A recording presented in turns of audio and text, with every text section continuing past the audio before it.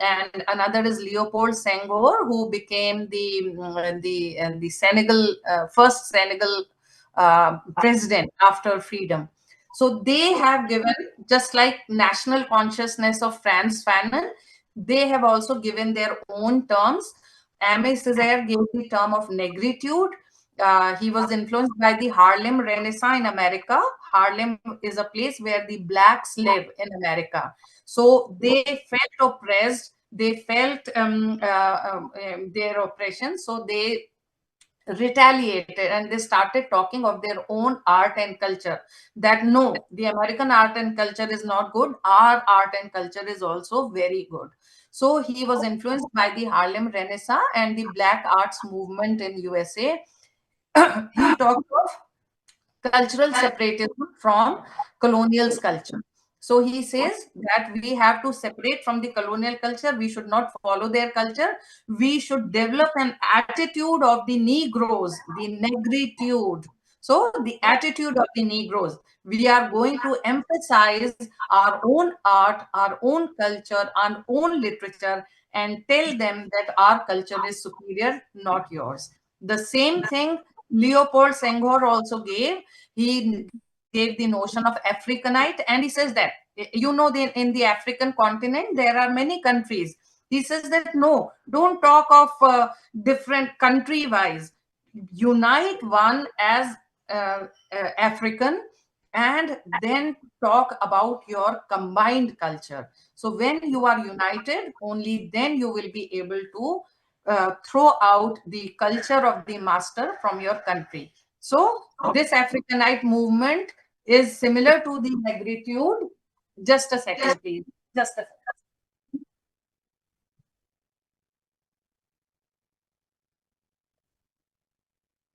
second.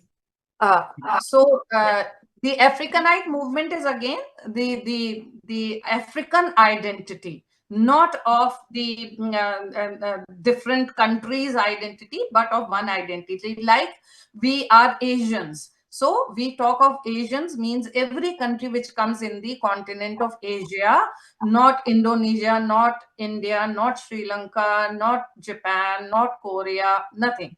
So Asians. So this is what they talk about, that you have to unite as one in order to throw out the masters and their culture out of our own country.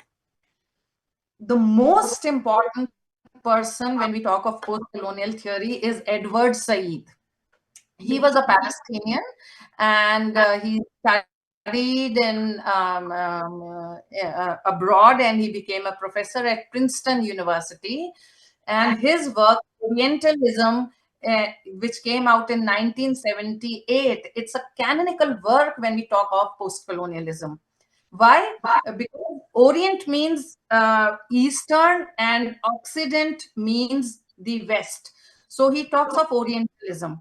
And here we will again talk of transitivity analysis, that how the discourse means narration, how you project a person, how you define some country, people, some natives, or any aspects. So his core concept is he emphasizes on discourse, and he says that Orientalism is a system of representation. How the English people represent us in their literatures, in their books. They write about us that these people are very inferior, how they create us as exotic, they talk of us as Orient, they talk of us as inferior, and they say that we are mystical, we cannot be known because we are very mysterious people, and Western people are very understanding, very knowledgeable. So this discourse or this narrative that has been created in their writings is what Orientalism is. And Edward Said points out to that hidden agenda in their narrative, where they talk about colonialism, where they consider the Oriental people as inferior to their own people. So key arguments Said demonstrates how Western knowledge production about the East through literature, scholarship, and art has historically served to justify colonialism and European dominance.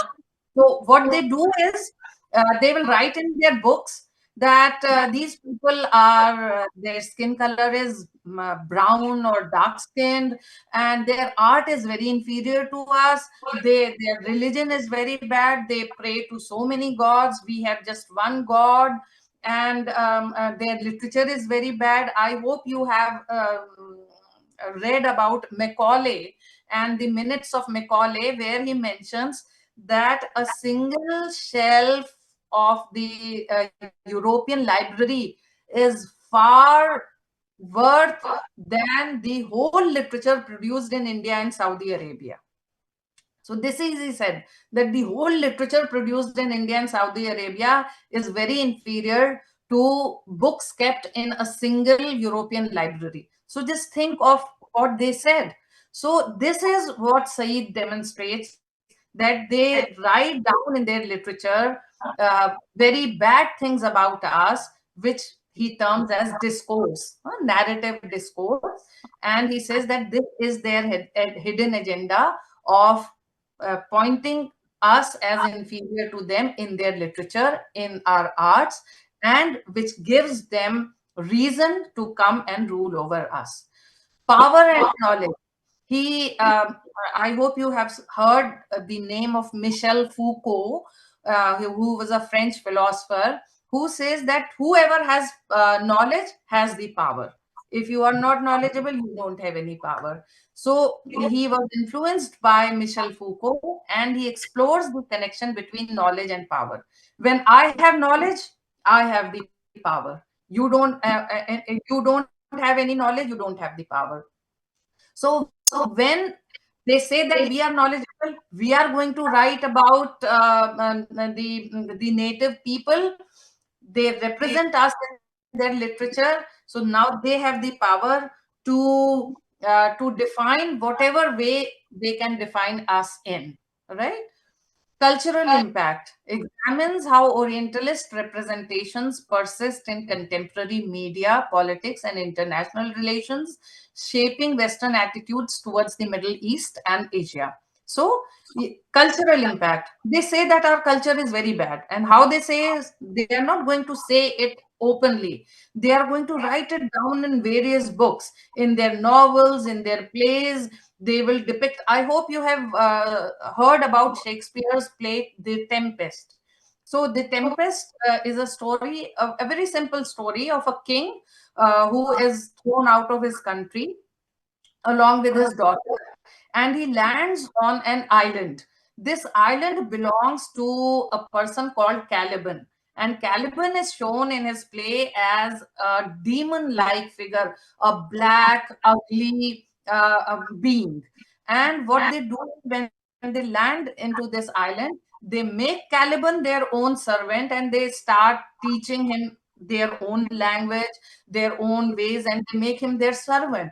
So they say that in their literature, they have been supporting colonialism. Look, in Tempest, this is what is happening. So, cultural impact. They are trying to impact our culture. They are trying to bring their culture into our countries, saying that their culture is very bad. And where do they say? They say it in their literature.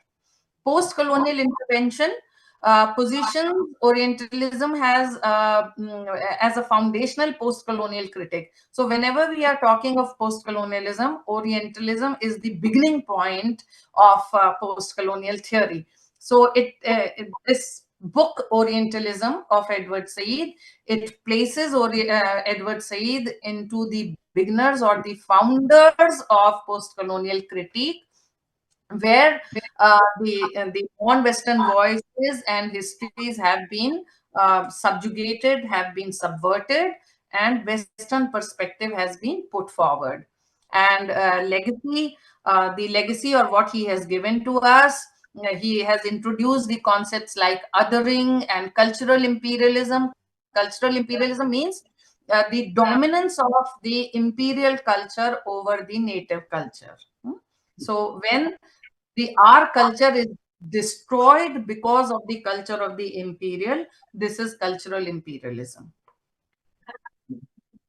The next important person is Homi K. Bhabha. Just give me, I think I'm on last but one slide or maybe. So Homi K. Bhabha, he's a professor of English and he is known for developing new terms and concepts like mimicry, what I talked about in Frantz Fanon, that you start copying the master. So mimicry means the colonial master will ask you to read this book or do this or eat in such a manner. Don't eat with your hands, eat with spoon. Dress in this way, don't wear your kind of dresses, dress in my way. So he makes you mimic him, and when you start copying him, what you do is you add some of your own culture into copying that. So mimicry is one aspect where though you copy the master, but you add something of your own. Like you might be knowing that pizzas, I think people love pizzas everywhere in the world, but pizza is not, or burgers are not something which belongs to our country. So what we do is we customize that. Like over here, we love potato, potatoes a lot.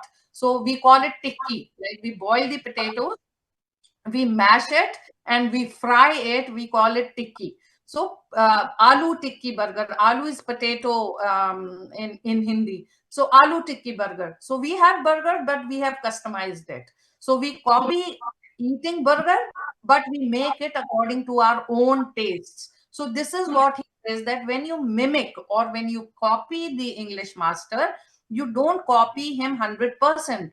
You copy a little bit of him and you add something of your own. So this mimicry fails, he says. What it creates ambivalence, because colonial discourse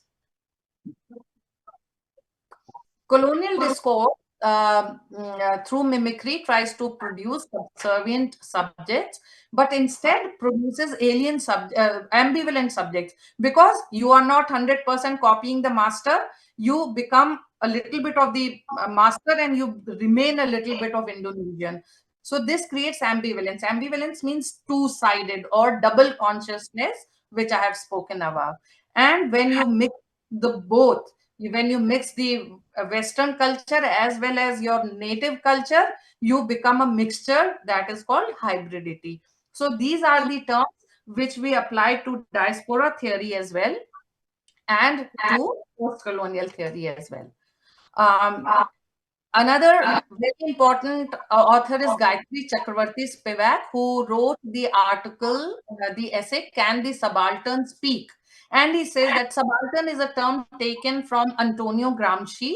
Subaltern means anybody who is oppressed, who you consider below yourself, and who you treat as your servant. So he says that anybody who is a subaltern or who is on the margin, does he have the right to speak? And she answers is that the answer is no. So she criticizes the tendency to romanticize the subaltern. We talk of subaltern studies in English literature. We have one aspect, that is subaltern studies. We talk about it, but uh, mm, but she says that we may talk about subaltern, but even today, the subaltern or the oppressed or the marginalized does not have the authority to speak. She says that, and she talks in relation to women. She says that in society, women are the a group which is, oppressed by the patriarchal society. So she takes an example of a woman who commits suicide because she was blamed by her own society here in India itself. It was a widow woman whose husband had died, and uh, the people started talking rubbish about her. They started saying that she has illicit relationship with the other people. So this woman, out of shame, she commits suicide. So it was then Gayatri Chakravarti Spivak wrote this essay, and she says that when the women is not able to respond to these blames on her, because nobody is going to listen to what she says. So what she does is she commits suicide, means she writes her body, she responds, she retaliates, she resists through her own body by killing herself. So this is the last slide. Application of post-colonial theory or post-colonialism. Every work, every area. Don't think that now we are independent, so we cannot apply post-colonialism. Every literature, every area which talks about the oppression, abuse of any form, of any kind, you can apply post-colonial theory. And there are so many other fields like feminism. When we talk about feminism, talks about what? The rights of women and their subjugation by the patriarchal society. Child abuse, environmental literature again comes from post-colonial theory, because what we consider now is that we are treating environment as something inferior to us, and that is why we keep on destroying forests, we keep on cutting trees for making buildings, for making roads. So what we are doing, we are consider animals over animals, we consider ourselves as humans and animals as inferior. That is why we keep on killing them. So diaspora, where you go to a different country and you are oppressed by the culture of the other nation. You might be coming across so many news where people who have gone from from your country, from my country, to America, to Europe, where they are, talked about as they are my immigrants and they should go back to their country. So any Yeah. place where you find oppression by a male, of a female, by an adult, of a child, by human, of nature, you can apply post-colonialism to your research. So thank you so much. This is what, just a second.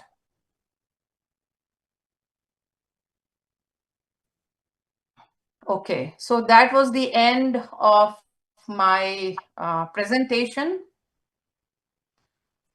Thank you so much, Professor Ayu. We appreciate very much very meaningful and useful lecture, especially for our students who are now learning So yeah, in case there are any questions from anyone, please, I'm free to answer. I'm sorry, I took, I think, around 1 hour for the lecture. Okay. Yeah. So any questions, I'm ready to answer. Dear students, would you like to forward question for Professor Ayu to Clark?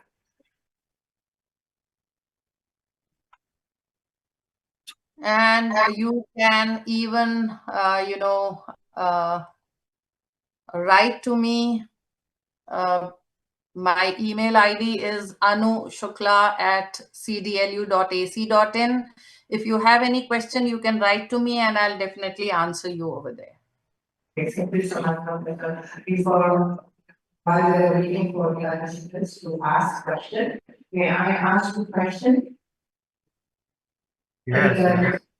In your topic, you are talking about these theories for undergraduate students. And you mentioned the three prominent figures for the post-colonial theories. Is it possible also to have another figures like Abdullah, Akhabe, for their theory for the post-colonial analysis?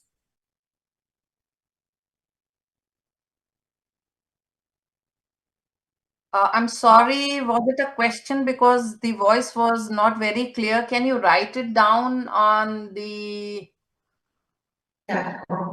pop-up? The mix is unclear. Yeah.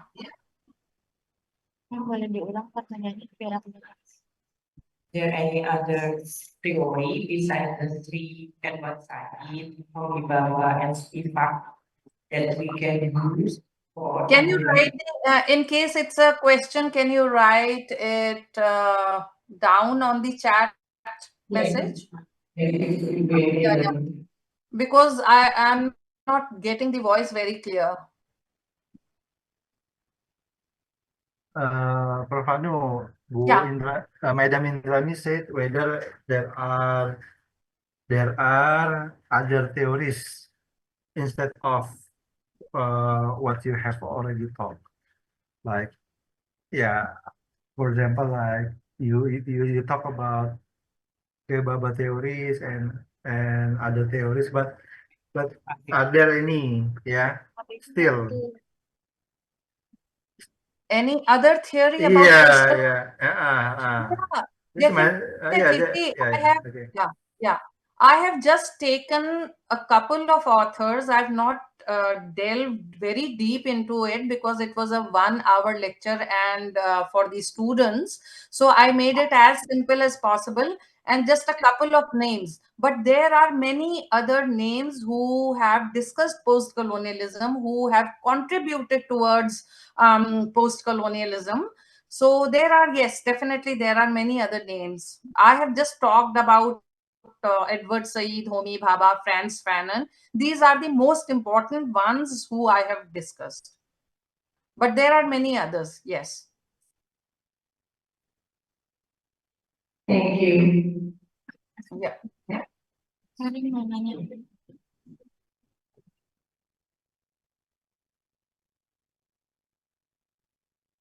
yeah, come on. Yes. Okay. Uh, First of all, your name. Mention your name. Okay. First of all, my name is Delicia. You can call me Dere. And I have one question. And my question is, how does the speaker you describe India's colonial past using action? Who is the show us doing the action? The colonizer or the colonized? Thank you. Professor Tito, can you please repeat the question because Yeah, yeah. I think, I'm yeah, also not hearing clearly the yeah. voice Because I think because, it's a big room, so her voice is echoing. So yeah, it's I'm not going. able to get the question clearly. Yeah. Maybe Bu Indrani or Kezia, if you speak in front of your laptop, maybe you can speak to listen. Nah, kalau di laptop kayak lebih jelas daripada di mic. Kalau di laptop, coba coba coba dekat laptop, coba dibicara di laptop, jangan di mic ya. One of the Nah, participant asked, nah how itu could you jelas. describe India's post-colonial past using actions, and who is shown as doing the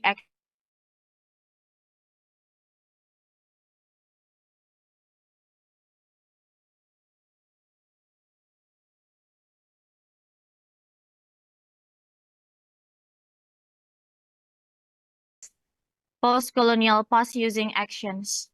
The colonizer and the colonized parties. Just a second. Just a Yes, second. ma'am. How would you describe India's post-colonial past using actions? Okay, so I hope you have heard about Mahatma Gandhi.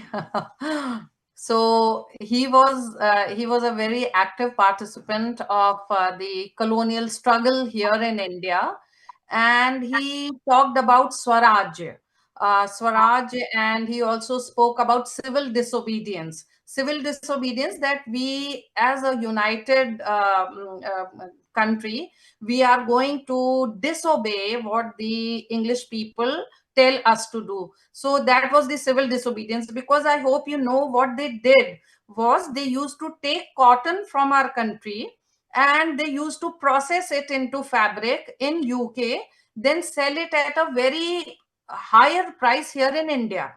So Mahatma Gandhi said that we are going to make our own fabric, and that is why we call it charkha. So it was a domestic loom on which he on which he started making fabric, and he said that we are going, and that was called khadi.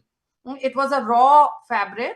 So he says that we are going to wear this. We are not going to wear any fabric that is brought from UK to our country, because they take our cotton, our cotton produce, they make it a fabric over there, and they sell us at a very large price. Then the same had happened about salt. They used to take the salt from our country. They used to clean it over there and sell it us at a very higher price. So he says he made a Dandi march. It was a place from where he stayed to the sides of the ocean, and there he said that we are going to, take this salt water from the seas and make our own salts. We are not going to use their salts. So Mahatma Gandhi and others, there are other names as well, who have been very who have contributed a lot to the post-colonialism or to the colonial agenda during those times. So, and I'm very sure that even in your country, there might be many big names who have contributed in throwing the Dutch people out of your country, in Portuguese people out of your country. So every country, whichever country is colonized, had been colonized, they have their own tactics of fighting, but the tactics remain the same. Like national consciousness I talked about, unite on the basis of a country. Don't remain separate groups. So this is what Gandhi also said, Swaraj. I need self-control. When I control myself, I will create my identity and I will unite with everyone. I'm going to follow disobedience, civil disobedience. I'm not going to follow what the Britishers say. And when you stop following the Britishers, they ultimately will have to go out. If he says that cook my food, you say that I'm not going to do that. If he says that wash my clothes, I'm not going to do that. So how long is he going to cook his own food, or how long is he going to wash his clothes? So ultimately, he will realize that it's no use staying here. He will go out. So these were the steps that were taken.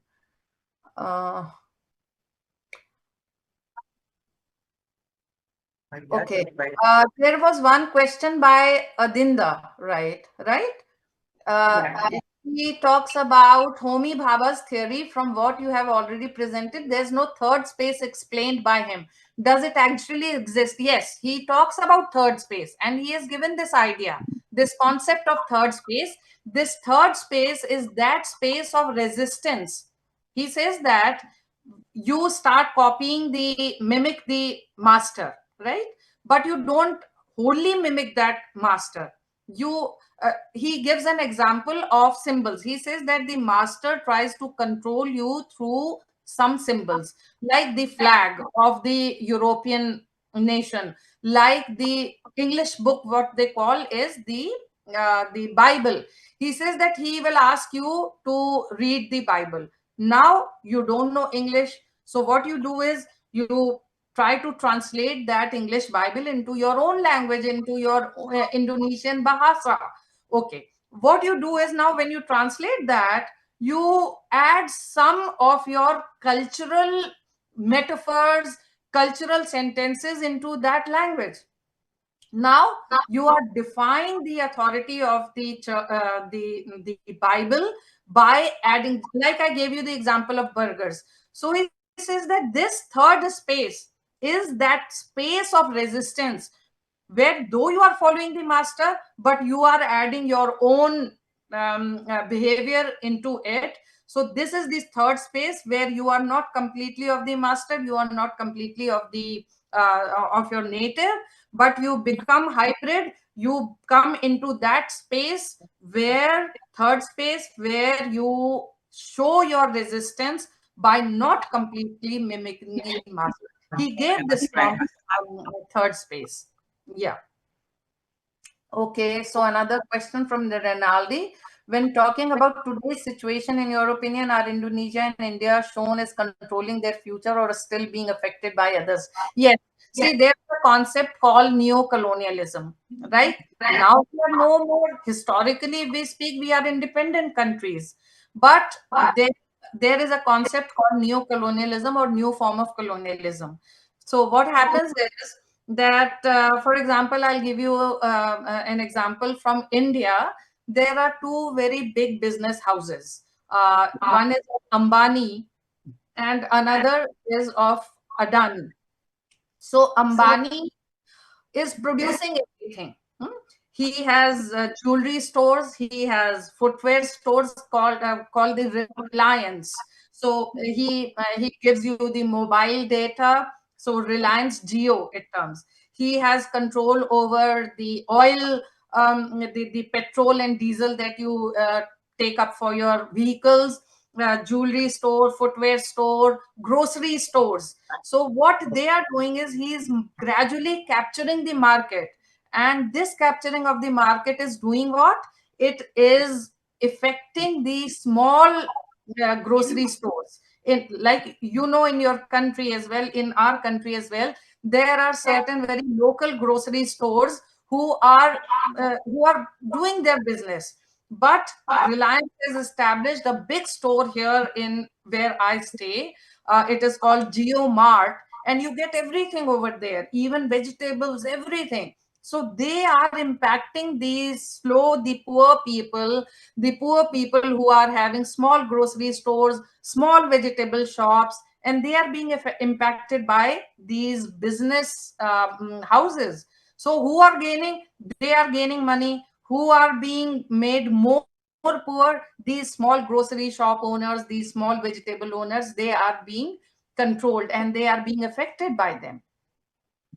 Any other question? I hope I am clear. Um, Data is Isaac. Okay. There's still one more question, Yeah, Professor. yeah, yeah, Please. please. I'm in no hurry. You can put your questions.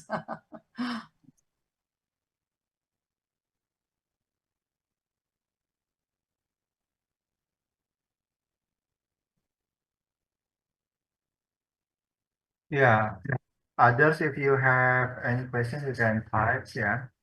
There was one question earlier talking about Arjun Appadurai. Definitely, Arjun Appadurai is a big name when we talk of, but I have taken just a couple of them because of the 1 hour lecture duration. So I have not talked about Arjun Appadurai, but definitely he is one of them. There are many other aspects to post-colonialism, like language and imperialism, how they control the language, the subject and subalternity, the gender studies. There are so many other aspects to post-colonialism which I have not taken today. Yeah, thank you. What is the theory on the post-colonial and environment? Okay. So everybody today knows that we are facing global warming. We are saying that the temperatures of the continent is the earth is rising, and it is going to impact very negatively all of us.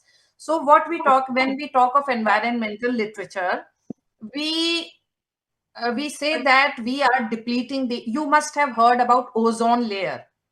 We say that the air conditioners, the refrigerators that are in our homes, it releases a gas called chlorofluorocarbon. We call it CFC. So this gas which is emitted, and in our factories, the smoke that is emitted through chimneys and other the chemicals that are released into the air because of our industries, they are affecting the climate negatively. That is why the heat is gradually rising up. The glaciers, they are melting. The ozone layer, which is the protective layer above the sky, which holds the harmful rays of sun coming down to earth and affecting us, that is also depleting. They are saying that there is a hole in the ozone layer. So why is it happening? Why is it happening? Because the level of carbon dioxide is increasing, level of oxygen is decreasing. Why is this happening? Because we are cutting down trees. We are disturbing the cycle of the life cycle by killing some animals. It is said that if the bees, the honey bees, if they are removed from the earth after 4 years, the man is going to die, because every living being has some role to play in the environment. But what we are doing, we are cutting down trees, we are killing animals.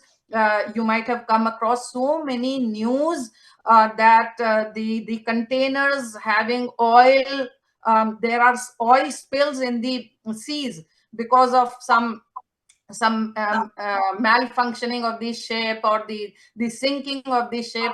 These oil spills, the oil that is carried in these containers, they spread on the ocean. And what happens? The marine life is disturbed, the marine life gets killed because of all this. So what are we doing? For our own benefit, we are disturbing the environment. So here, power is with us, the humans, and the weaker section is the environment. So we are disturbing the environment because we consider ourselves as more powerful, and for our own benefits, for our own profits, for our own gains, we are destroying the environment. So this relationship of the man versus the environment is what post-colonialism also studies. Buat buat closing-nya kayaknya. Oke. Mic-nya tadi mana, Mas? Nyala.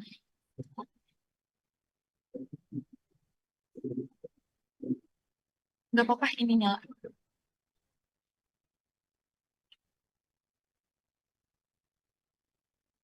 Hello, is there any Yeah, question? any other query? Any other question? And in I case the questions that I've answered is not to your satisfaction, you can ask again. yeah, unfortunately Gitu we're ya. running out of time right now, so I understand. I understand that. yeah, I'm really sorry, but I really enjoy your talk today. Would it be possible for you to share your email address, Professor? We would be grateful to keep in touch for Yeah, future. sure. Definitely. I'm just writing down over here in the chat box. Yeah, if you don't mind, you could write it on the chat box. No, not at all. Not at all. Not at all. Yeah. Thank you so much, Professor. Yeah. The email ID I've written it down in the chat box, so you can It's much use it. appreciated. Thank you so much, Professor. Yeah. Thank you very much, Professor. Terima kasih, Profesor.